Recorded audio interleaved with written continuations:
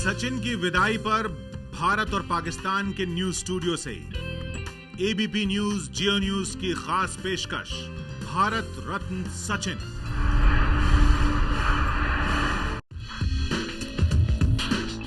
नमस्कार। भारत रत्न, जी हां, सचिन तेंदुलकर को याद किया जा रहा है। याद क्या, अभी तो आखिरी टेस्ट बाकी है और ऐसी विदाई की तैयारियां हो रही हैं दुनिया भर में, जिनमें पाकिस्तान भी शामिल है। इसलिए ये शो लेकर हम हाजिर हैं एबीपी न्यूज और जियो न्यूज के साथ, भारत और पाकिस्तान से भारत रत्न सचिन। हमारे साथ यहाँ स्टूडियोज में मौजूद हैं खास मेहमान कीर्ति आजाद साहब, पूर्व खिलाड़ी। हमारे साथ मनोज प्रभाकर हैं, जिन्होंने वो जो वनडे मैच में भी थे जिसमें सचिन ने डेब्यू किया पाकिस्तान के खिलाफ। हरपाल सिंह बेदी साहब हमारे साथ हैं, वरिष्ठ स्पोर्ट्स जर्नलिस्ट। और हमारे साथ हैं सचिन के बचपन के दोस्त, साथी, क्रिकेटर विनोद कांबली। पाकिस्तान से हमारे साथ जे न्यूज से दानिश हैं और दानिश के साथ भी खास मेहमान है। दानिश। बिल्कुल किशोर रजवानी, हमारे साथ भी बहुत खास मेहमान यहाँ पर स्टूडियो मौजूद है। साबिक टेस्ट क्रिकेटर मोहम्मद यूसुफ हमारे साथ तशरीफ फरमा है, उसके साथ साबिक टेस्ट क्रिकेटर सिकंदर बख्त भी हमारे साथ हैं और साबिक टेस्ट क्रिकेटर मंसूर अख्तर साहब भी हमारे साथ मौजूद हैं। सबसे पहले तो मंसूर अख्तर साहब के पास ही जाना चाहेंगे। मंसूर साहब, हिंदुस्तान में जिस तरह से जश्न हो रहा है, जिस तरह की विदाई दी जा रही है, पाकिस्तान में सचिन को कैसे याद किया जाता है? नो डाउट कि वो बहुत बड़े लेजेंड हैं और उनका एंड होने वाला है। मैं ये समझता हूँ कि ऐसे क्रिकेटर जो जैसे तेंदुलकर है उससे पीछे चले जाएं, सुनील गावस्कर है थे, और जो कुछ भी उनके साथ किया जाए वो कम है। और मेरे ख्याल में है कि मेरी दुआ है कि वो लास्ट टेस्ट मैच में सेंचुरी नहीं, डबल सेंचुरी करे। किशोर इसके साथ साथ विनोद कांबली जी आपके साथ वहां पर मौजूद हैं। विनोद कांबली ने उसी दौरान अपना करियर स्टार्ट किया था जब तेंदुलकर ने अपना करियर स्टार्ट किया था। तो कांबली जी, आपको थोड़ा सा अजीब नहीं लगता कि तेंदुलकर कहाँ निकल गए और आप कहाँ रह गए? इनफैक्ट हम लोग बचपन से अगर आप देखोगे तो नहीं दुखती रख पे कोई नहीं, मुझे दुखती रख पे तो नहीं। मैंने एक इंटरव्यू में, एक अखबार में भी कहा था कि सचिन तेंदुलकर ने लिफ्ट लेकर वो ऊपर चला गया और मैं अपने मैं कहूँगा कि स्टेयर्स से मैं जा रहा था और स्टेयर्स में बहुत ऐसा मैं कहूँगा कि वहाँ पर सिलेक्टर्स लोगों ने वहाँ पर साबुन का पानी छिड़क दिया था, तो मैं बार बार गिर रहा था। लेकिन चढ़ना था मुझे, वो पीक पर मैं चढ़ गया था। 93 में मैं पहुँच गया था, मैं तेंदुलकर से भी ऊपर पहुँच गया था। लेकिन सिलेक्टर्स लोगों ने जिस तरह से वो साबुन का पानी गिरा कर मुझे गिराया। लेकिन हम लोग बचपन से, अगर आप देखोगे दानिश, तो बचपन से हम लोग एक दूसरे को, अगर आप बात करोगे तो एक दूसरे का परफॉर्मेंस एंजॉय करते आए हैं। कभी कंपटीशन नहीं रखा हम दोनों ने। एक दूसरे को अगर 100 करते या 200 रन करते तो एंकरेज करते हैं, कॉम्प्लीमेंट करते हैं। तो उस वजह से मैं कहूँगा कि जो मकाम पे सचिन तेंदुलकर पहुँचे, तो उसके लिए मैं कहूँगा कि मैं भी बहुत बड़ा जिम्मेदार हूँ। मैं कहूँगा कि मैं सबसे मैं कहूँगा कि सबसे बड़ा जरिया हूँ जहां पर सचिन तेंदुलकर अभी पहुंचा है, क्योंकि स्कूल क्रिकेट में जो हमारी दोनों की पार्टनरशिप हुई, वहां से ही सचिन तेंदुलकर का जन्म हुआ। लोगों को पता चला सचिन तेंदुलकर कौन है, विनोद कांबली कौन है। तो वहां से मैं कहूंगा 664 रन की हम लोग ने जो पार्टनरशिप की थी, तो वो पार्टनरशिप से ही सचिन तेंदुलकर की मैं कहूंगा कि करियर का आगाज हुआ और वहां से वो आगे चलते गए। सिकंदर साहब, आपने सबसे पहले सचिन तेंदुलकर का नाम कब सुना? जब वो खेलने आए और जब पाकिस्तान आए तो मैंने देखा और मुझे आज तक याद है कि अब्दुल कादिर थे राइट आर्म लेग स्पिनर, उन्होंने उनको बॉल की, शायद अब्दुल तेंदुलकर जो थे थोड़ा सा बीट हो गए, तो कादिर उस वक्त बहुत बड़ा नाम था। तेंदुलकर पहला मैच खेल रहे थे, उन्होंने जो है थोड़ा मजाक सा बनाया उनका, हंसे, मुझे आज तक याद है, I was watching it on the TV, उन्होंने थोड़ा मजाक सा बनाया। उसके बाद तेंदुलकर ने उनको सीधे 2-1 छक्के मारे थे।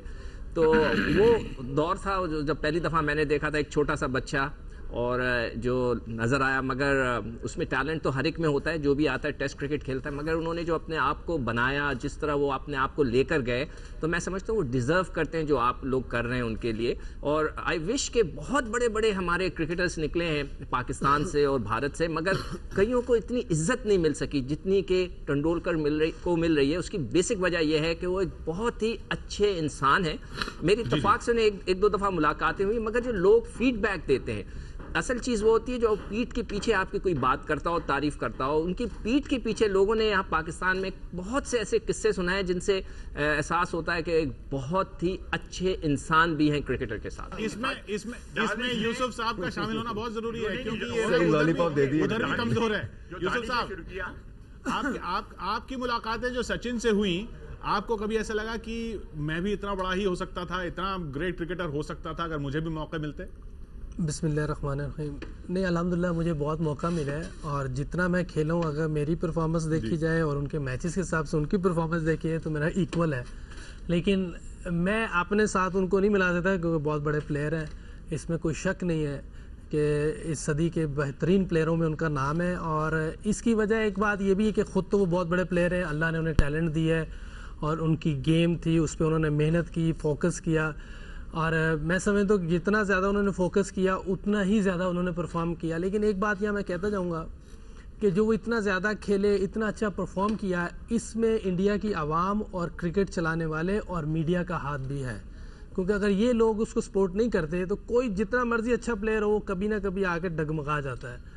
मैं मिसाल दूंगा, यहाँ हमारे वसीम अकरम है, मेरा ख्याल दुनिया में इन जैसा बॉलर शायद ही कभी पहले आया हो, बाद में आ जाए, ये अल्लाह के हाथ में है। 2 दुनिया में बॉलर बताए जाते हैं कि इनसे अच्छा बॉलर नहीं कोई आया, एक मैल्कम मार्शल है और एक वसीम अकरम। और जितने उन्होंने फतूहात दिलवाई हुई हैं, मेरा ख्याल सचिन ने इतने मैच नहीं जितवाएंगे, लेकिन उसके बावजूद यहाँ उनको वो रिस्पेक्ट नहीं मिल सकी, वैसे नहीं वो जा सके जैसे सचिन जा रहे हैं। वजह क्या? मेरा ख्याल है ये सचिन से ज़्यादा हमें उनको यहाँ देनी चाहिए थी जितने मैचेस उन्होंने जितवाए। लेकिन इसकी वजह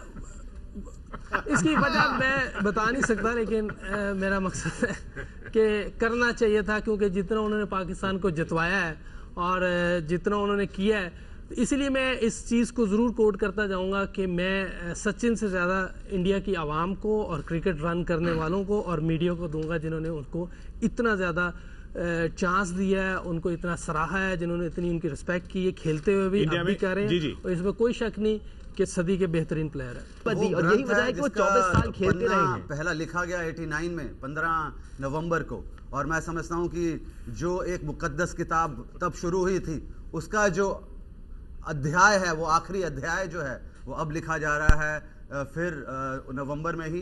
तो मैं समझता हूँ कि जहाँ आपने पूछा कि इतने बड़े कैरियर में कहीं कोई उतार चढ़ाव ज़रूर आते हैं, मगर इस शख्स ने, वो कहते हैं ना, पत्थर तो बड़े लगे हैं मगर जो पत्थर फेंके गए हैं उसने उन्हें माइलस्टोन में कन्वर्ट कर दिया। तो यही एक अच्छाई है सचिन तेंदुलकर में, यही उसका बड़प्पन है। और मैं समझता हूँ कि सचिन तेंदुलकर पूरी, जितने भी आपने कैरियर देखे होंगे, पढ़े होंगे, आपने परफॉर्मेंस देखी होगी, मगर इस जैसा कैरियर जिसमें कहीं पर भी एक भी दाग नहीं है, तो यही एक कारण है, सबसे बड़ा कारण, कि 24 साल तक इस शख्स ने सिर्फ सराहना लूटी है। कोई ऐसा शख्स खड़ा नहीं हुआ जिसने इसके ऊपर उंगली उठाई हो। और जो उंगलियां, एक मिनट उसने उंगली नहीं दी। कीर्ति साहब हमारे साथ लगातार बने हुए हैं, पूरी बात ये पूरी बात सुने। कीर्ति साहब, अंपायर्स की उंगलियां बहुत उठी है। जिस तरह वहां से भी यही बात हो रही है, जिस तरह से क्रिकेट यहाँ रन किया जाता है, जिस तरह से पब्लिक का सपोर्ट है, उसका कितना कंट्रीब्यूशन मानते हैं कीर्ति साहब आप? देखिए, आप अगर अच्छा परफॉर्मेंस करेंगे तो लोग आपको सराहेंगे, मीडिया आपको दिखाएगी, लोग आपकी प्रशंसा करेंगे। यदि आप केवल ये कह दें कि उनके ही कारण से वो बन गए, तो फिर बहुत सारे अच्छे अच्छे खिलाड़ी हैं, उनकी प्रशंसा लोग करते हैं, उनको बन जाना चाहिए। लेकिन एक आदमी 24 साल तक इस प्रकार से क्रिकेट खेलता रहा और उसके ऊपर एक भी आज तक दाग नहीं लगा हो। जिस व्यक्ति ने रिकॉर्ड्स बने हैं, मुझे तो नहीं लगता कि मेरे जीते जी वो रिकॉर्ड्स टूटेंगे।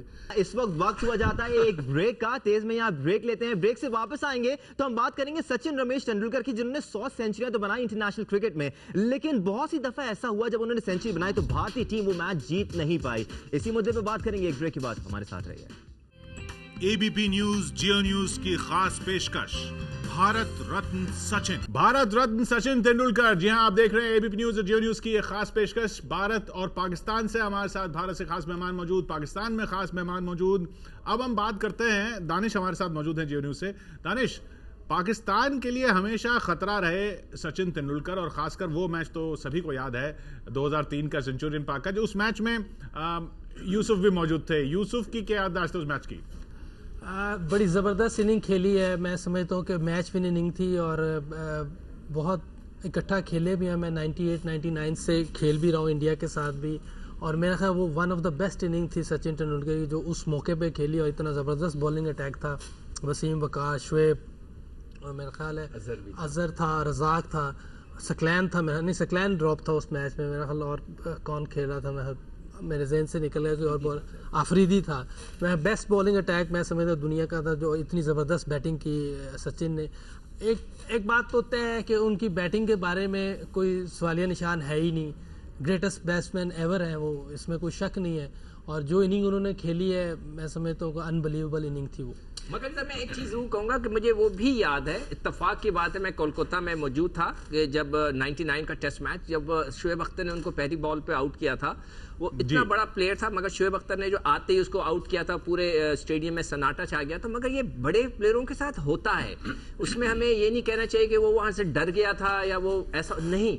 जितने बड़े क्रिकेटर्स होते हैं वो इसको पर हावी होते हैं। जब उनके पर शुएब अख्तर ने ज़बरदस्त किस्म का वो बॉल करके उनको पहली गेंद पे बोल्ड किया था, पूरा स्टेडियम में सन्नाटा छा गया। उसके बाद वो उन्होंने प्रूफ किया बाद में आकर दुनिया के बड़े बड़े और भी खतरनाक बॉलर्स के सामने उन्होंने रन्स किए। तो ये एक बैट्समैन, एक खिलाड़ी का हिस्सा होता है, कभी वो अच्छा भी करता है, कभी वो दूसरों के अंडर में प्रेशर में भी आ जाता है। जी एक प्रेशर की बात कीर्ति हमारे साथ लगातार बने हुए। कीर्ति, क्या सचिन तेंदुलकर ज्यादा प्रेशर में दिखते थे पाकिस्तान के खिलाफ?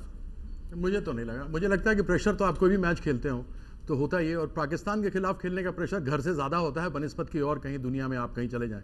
2-3 चीज़ वाकई बताऊंगा। 2003 की जब आप सेंचुरियन की बात कर रहे हैं, मैं उस समय सेलेक्टर भी था और एक पार्लियामेंट्री डेलीगेशन के साथ में गया हुआ था। वहाँ अच्छी खासी हरी पिच थी और उसके ऊपर थर्ड मैन पे छक्के मार रहे थे सचिन तेंदुलकर।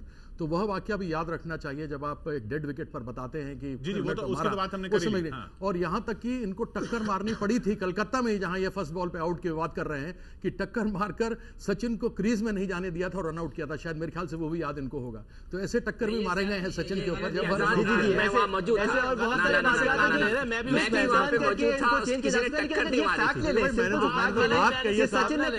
रिकॉर्ड चला लो, मैचेस खेले हैं, 2 सेंचुरीज बनाई है। ये तो एक बहुत बड़ा रिकॉर्ड है जो मुंह बोलता सबूत है। आप ये भी ना कह दीजिए कि हम मैच भी ज्यादा जीते हुए हैं, अब ये भी ना कह दीजिएगा जी, थोड़ा सा ये बहुत बड़ा सामने है कि पाकिस्तान के खिलाफ तेंदुलकर ने 18 टेस्ट मैचेस खेले हैं, 2 मैचेस में सेंचुरीज है। जिससे हारना हजरत बात यही है दो पहलू हैं, कि आप लोग गलत बयानी से काम ना ले, जो चीज हुई है वो बताएं। हमारी टीम उतनी अच्छी नहीं थी। अब मेरी बात सुने, बनाते हो और मेरी बात सुने, आपसे इत्तेफाक रख रहे हैं। वर्ल्ड कप बेदी साहब आपसे इत्तेफाक रखते हैं। रिकॉर्ड उठा के देख लीजिए। यूसुफ भाई एक बात सुनिए आप मेरी। यूसुफ भाई वर्ल्ड कप का रिकॉर्ड रखें अपने पास, वैसे देखें क्या है। जी जी, वो हमारे पास ही रहेगा। वो तो पूरी दुनिया में वर्ल्ड कप का यूसुफ भाई हर एक बात वर्ल्ड सुनिए। कप देने में मैं आप शारजा को निकाल दीजिए। यहाँ पर कहना चाहूंगा इसी सवाल को थोड़ा सा ट्विस्ट करते हैं, इसी सवाल को थोड़ा सा ट्विस्ट करते हैं जो भारत में यहाँ पर ऐड करना चाहूंगा। तेंदुलकर अभी तक जो वर्ल्ड कप खेले, ठीक है, 92 में हम लोग पाकिस्तान के सामने खेले, 96 में पाकिस्तान के सामने खेले, 99 में भी जितने भी वर्ल्ड कप खेले हैं पाकिस्तान उसके सामने हारे हैं। तो ये अभी जो यूसुफ जिस तरह से बात जी वो बात, तो ये बात आप सवाल ट्विस्ट करना चाह रहे हैं। आप गलत कर रहे हैं कि हमने रोका उसको। अगर आप मैच देखेंगे तो एक इंसिडेंट था, कुछ जान के किसी ने नहीं रोका। जब आप बात गलत करेंगे तो आंसर भी आगे से आएगा। और ऐसे बहुत सारे इंसिडेंट्स होते हैं जो दुनिया क्रिकेट में होते हैं। दानिश शायद ये भी है कि सचिन तेंदुलकर जैसे प्लेयर पर स्क्रूटनी भी ज्यादा होती है, तो वो जो जब उनकी इनिंग्स मैच नहीं जितवा पाती वो लोगों को ज्यादा याद रहती है।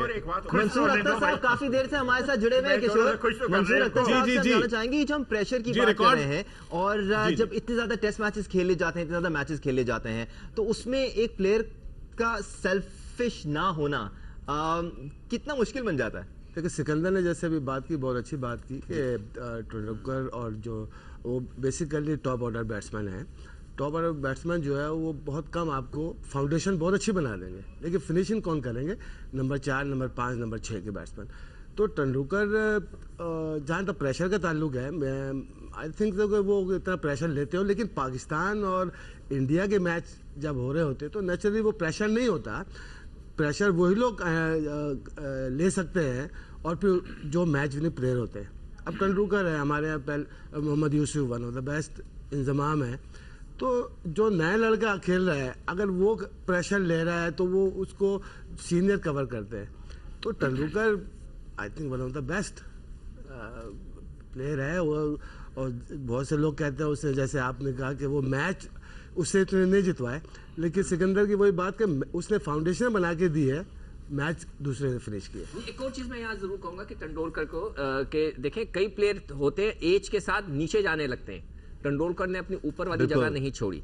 उसने एज अ सबसे अच्छा खिलाड़ी था, वो सबसे ऊपर जाकर खेलता था, फेस करता। जैसे हमारे हम मिसबा को कहते रहते हैं, मिसबा भाई आप ऊपर जाएं, इतने रन करते हैं, टीम को संभाले, वन डाउन जाए, वो नहीं जाते। इंजमाम थे, वो 6 नंबर पे या 5 पे खेलते थे, उनको कई दफा इमरान ने कहा वन डाउन जाए, पूरी टीम का अपना बोझ उठाए। मगर तेंदुलकर में ये था कि थ्रू आउट वो ऊपर जाकर खेलते रहे और नए गेंद का सामना करते रहे। कभी उन्होंने बहुत अजीब सा, यहाँ तो यकीन मानिए बहुत अजीब सा लगता है। बहुत अच्छे प्लेयर हो जी, आप तो हरपाल जी ऊपर खिलाड़ी ऊपर के तो नीचे कैसे खेलते, मिडिल ऑर्डर में कैसे, यकीन मानिए सिकंदर बाग साहब, अच्छे खिलाड़ी।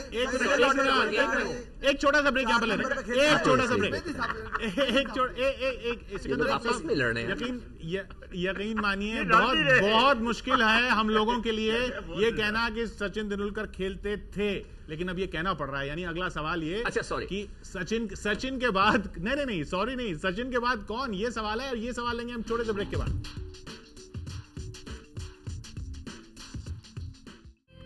एबीपी न्यूज जियो न्यूज की खास पेशकश, भारत रत्न सचिन।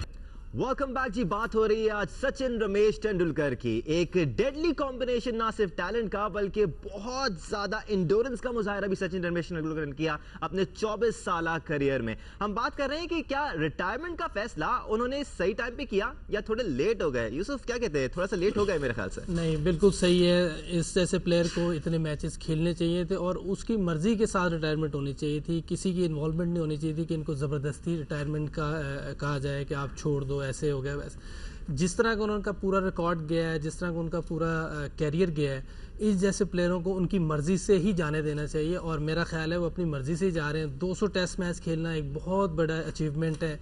मेरा नहीं ख्याल कि दुनिया में पहले तो किसी ने नहीं किया है, इसके बाद तो अब बहुत ही मुश्किल है, क्योंकि इतना अच्छा प्लेयर और इतनी क्वालिटी और इतना सब्र, पोटेंशियल, टैलेंट, कौन कौन सी चीज़ ऐसी है जो बंदा कहे उसमें नहीं है।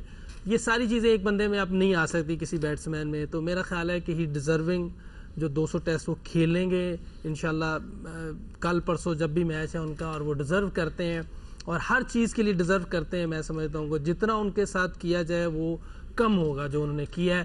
ये नहीं कि इंडिया के लिए, पूरी दुनिया की क्रिकेट के लिए एम्बेसडर थे, क्योंकि स्पोर्ट्स एक चीज़ है जिस पे हम सबको इकट्ठे होना चाहिए, और चाहे वो किसी भी टीम का प्लेयर हो, जितना अच्छा प्लेयर, हम सबको उसकी रिस्पेक्ट करनी चाहिए। वो चाहे इंडिया का है, पाकिस्तान का है, ऑस्ट्रेलिया का है, इंग्लैंड, वेस्ट इंडीज, कोई भी है, क्योंकि वो एक एम्बेसडर होते हैं पूरी क्रिकेट के। तो मेरा ख्याल है हम सबको यहाँ पर भी रिस्पेक्ट, और यही क्रिकेट से मोहब्बत का तकाजा है। जी ये सवाल यहाँ पर भी बार बार उठा कि कब उनको रिटायर करना चाहिए, क्या ये सही वक्त है? कीर्ति, आपकी क्या राय है इस पर?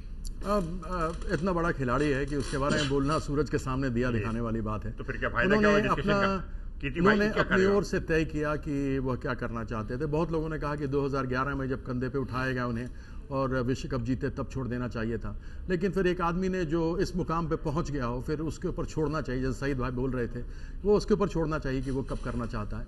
बहुत अच्छे खेले हैं हमारे साथ में, उनकी बड़ी अच्छी यादें हैं जो साथ रही हैं। बीच में एक बात हुई थी ये कि उन्होंने सेंचुरीज बनाई और इंडिया हार गई। उस पर सिर्फ एक बात कहना चाहता हूँ कि जिस दौर में वो खेलना शुरू हुए थे उसके बाद से कंट्रोवर्सीज हुई, और मैं उनके ऊपर मेरिट ऑफ द केस पे नहीं जा रहा हूँ। बहुत चीज़ें फिक्सिंग पर आई, प्लेयर्स थे सीनियर वो निकाल दिए गए, कुछ बैन हो गए, सही वे या गलत वे मैं उस पर नहीं जाता हूँ।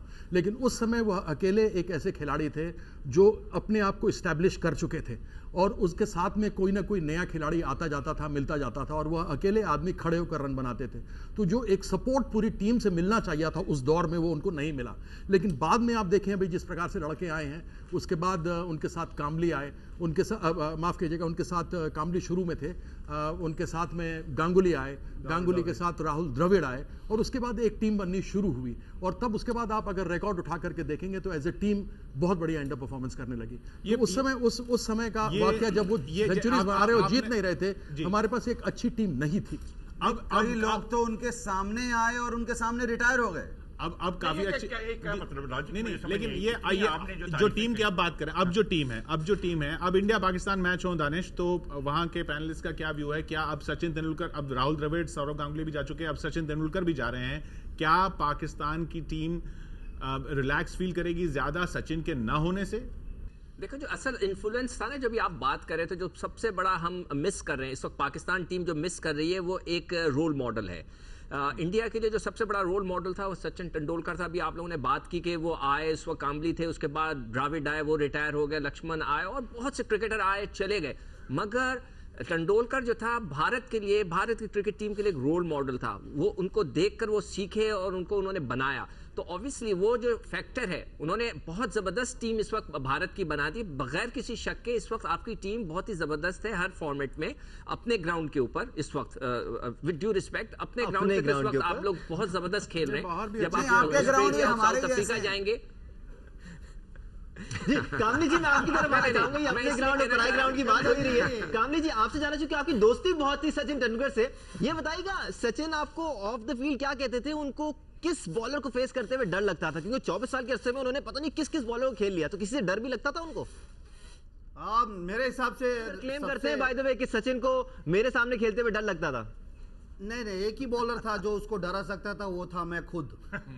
अगर आप बात करोगे तो नेट्स में अगर जाकर मैं बॉलिंग करता था, तो जहाँ पर विकेट होते तो उससे नहीं, लेकिन यहाँ पर दानिश आपने बात चली है सर, लेकिन कामली जी आप बॉलिंग करके तो नहीं डराते होंगे उनको, किसी और तरीके से डराते होंगे। अच्छा, वसीम अकरम ने हमसे कहा, सिकंदर जी, हमारा दोनों का बचपन से एक ही एम था कि एक दूसरे के हेलमेट पर बॉल मारे, तो यही हमारी दुश्मनी थी और यही हमारी दोस्ती थी कि जिसके सर पे ज्यादा बॉल लगे तो मुझे लगता है बॉलें आपको ज्यादा बड़ी हैं।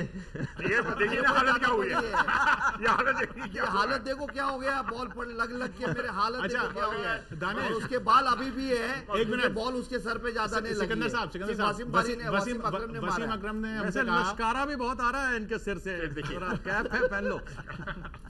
सिकंदर साहब, वसीम अकरम ने हमसे कहा कि सचिन तेंदुलकर को आउट करना पहली प्रायोरिटी रहा करती थी उस वक्त। इंजमामुल हक ने भी कहा, जब वो कप्तानी करते थे तो सारी स्ट्रेटेजी ये बनती थी कि सचिन को किस तरह से आउट किया जाए। वो मैं सवाल पूछा था कि वो उस तरह का प्लेयर अब क्या इंडिया की टीम में नहीं दिखता है कि अब सचिन नहीं होंगे तो उस तरह की कोई सेंटर नहीं रहेगा, कोई फोकस नहीं रहेगा इस तरह का, कि ऐसा कोई दहशत नहीं रहेगी?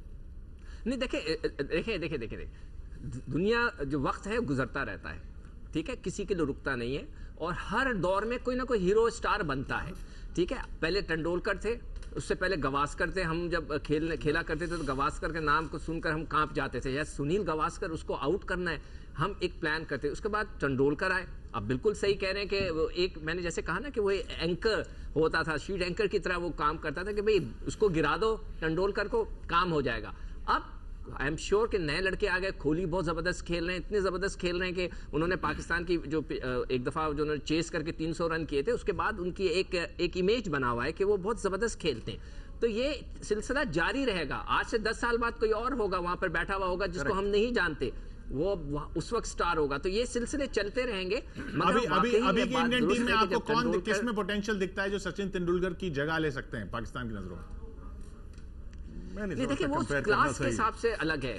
तेंदुलकर, देखें ना, तेंदुलकर की क्लास अलग है। आजकल की जो क्रिकेट में जो है, जैसे उस दिन बड़े जबरदस्त उन्होंने बात की यूसुफ कह रहे थे कि जब वो T20 के मैच देखते हैं और जिस तरह बैट्समैन आगे पीछे इधर उधर हो रहे होते हैं, तो ऐसा लगता है कि जैसे कीलें लगी हुई हैं पिच के ऊपर, कि बैट्समैन अपनी जगह खड़े होकर खेलता ही नहीं।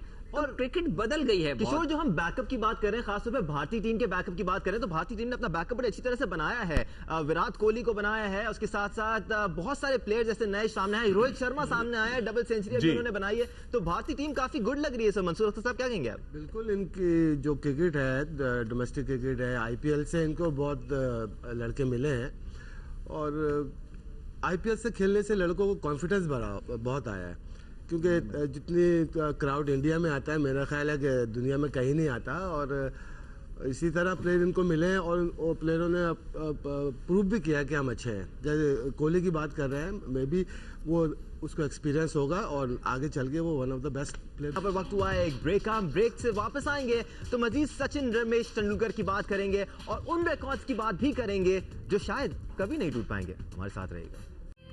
एबीपी न्यूज जियो न्यूज की खास पेशकश भारत रत्न सचिन।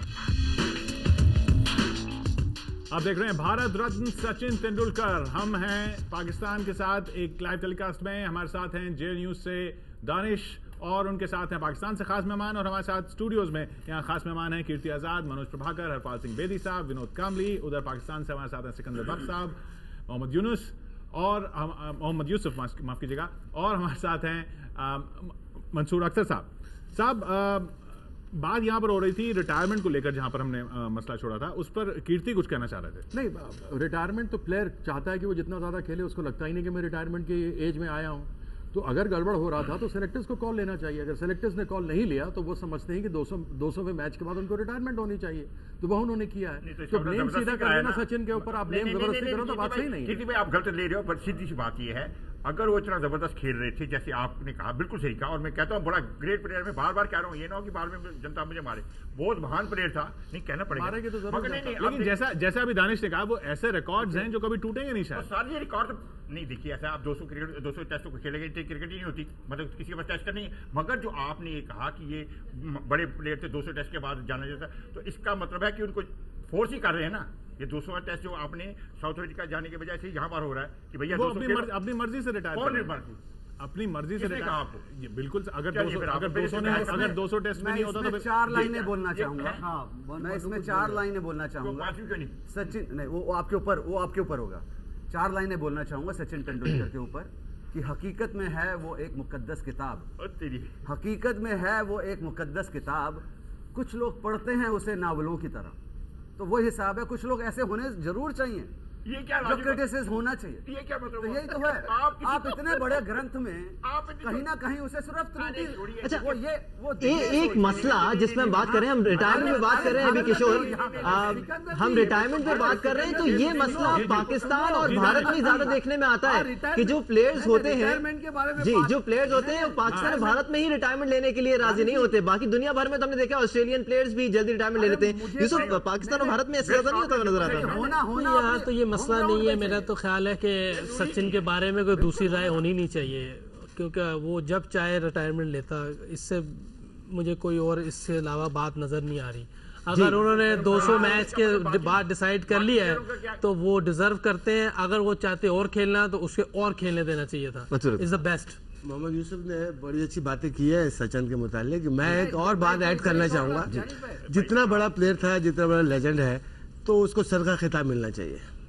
अच्छा, सर का खिताब मिलना चाहिए। नहीं दानिश जी, मैं इधर एक बात करना चाहूंगा। अगर आप रिटायरमेंट के बारे में बात कर रहे हैं तो मैं कहूंगा कि तेंदुलकर ने जो डिसीजन लिया उसका रहता, हर क्रिकेटर का होता है, लेकिन कई क्रिकेटर्स ऐसे भी हुए हैं जिनको जबरदस्ती रिटायर किया गया है। अगर आप बताओगे तो मैं तो 17 टेस्ट खेल के से 24 साल का एक छोटा सा आ रहा है, मैं तो छोटा सा बच्चा। लेकिन कामली साहब, पाकिस्तान और भारत में ही जबरदस्ती रिटायरमेंट दिलाई जाती है लोगों को, और किसी मुल्क में ऐसा देखते हुए नजर नहीं आता। पाकिस्तान और भारत में होता है कि भाई रिटायर हो जाओ, खुदा का वास्ता है, कब तक खेलोगे। रिकॉर्ड्स के बारे में बात करना बहुत जरूरी है, क्योंकि अब क्रिकेट इतनी तब्दील हो चुकी है, इतनी फास्ट पेस हो चुकी है। T20 क्रिकेट आ चुका है, वनडेज उतने ज्यादा नहीं होते, टेस्ट क्रिकेट इतनी ज्यादा नहीं हो पाती। तो सचिन की जो 100 सेंचुरी वाला रिकॉर्ड है, ये तो शायद कभी भी नहीं टूट पाएगा आजकल के सिनेरियो को देखते हुए। Records are meant to be broken, और ये जरूर है कि शायद टेस्ट रिकॉर्ड ना टूटे, वनडे जरूर टूटेगा। किसी ने ये नहीं कहा था कि अंडर 10 सेकंड में वो 100 मगर उसके अंदर उसमें एक चीज है, records are meant to be broken. अब ये सही है कि 200 बेदी साहब वो ये रिकॉर्ड टूटेगा जरूर। बेदी साहब, ये रिकॉर्ड टूटेगा जरूर, मगर तोड़ेगा इंडिया नहीं, इसलिए कि वहां बहुत ज्यादा क्रिकेट होती है तो, और मौके भी ज्यादा मिलते हैं, तो तोड़ेगा इंडिया नहीं। सही है। ये सब आप क्या समझते हैं, ये रिकॉर्ड जो बने हुए ये टूट पाएंगे? देखिए, ये 200 टेस्ट तो नहीं कोई खेल सकता, ये तो बहुत ही मुश्किल काम है आजकल के जमाने में। हाँ, चाहे वो इंडिया का हो या चाहे कोई भी हो, क्योंकि सचिन तेंदुलकर, एक तो बात वजह ये है कि वो तो आए 16 साल की उम्र में और प्योर टैलेंट था, है और रहेगा। और मेरा ख्याल है कि 200 टेस्ट खेलना बहुत बड़ी बात है। और 100 सेंचुरी वनडे की, शायद जिस तरह कोहली चल रहा है, मेरा ख्याल वो वनडे में तो जा सकता है, लेकिन टेस्ट के बारे में मैं तो आप ये कह रहे हैं कि ये रिकॉर्ड टूटेगा तो भारत से ही टूटेगा? वनडे का मैं टेस्ट की बात नहीं कर रहा। टेस्ट 200 खेलना और 51 100 करना आसान काम नहीं है। चाहे वो इंडिया का प्लेयर हो या चाहे कोई हो, बड़ा मुश्किल होगा उसके लिए। एक महान क्रिकेटर है, उसकी एक अच्छी फिनिशिंग हो तो बहुत अच्छी बात है ना।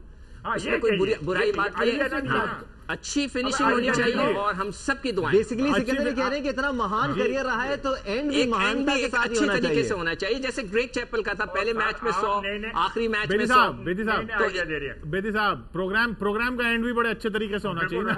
बिल्कुल ये तो मैं एक गुनगुना सकता हूँ, बैठा हूँ।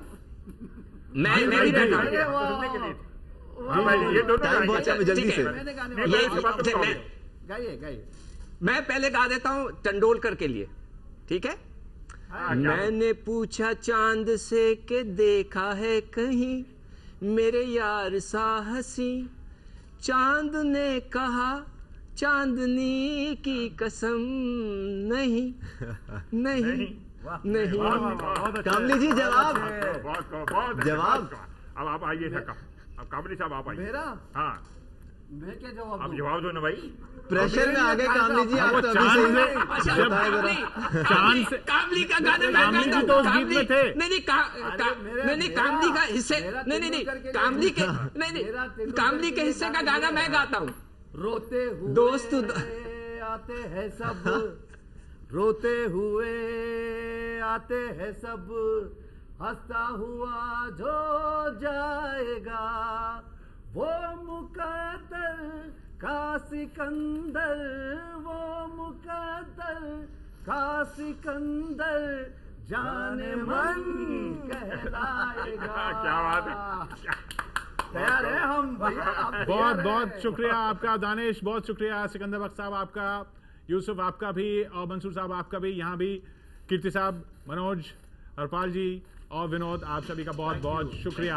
आप देख रहे थे एबीपी न्यूज और जियो न्यूज की पेशकश भारत रत्न।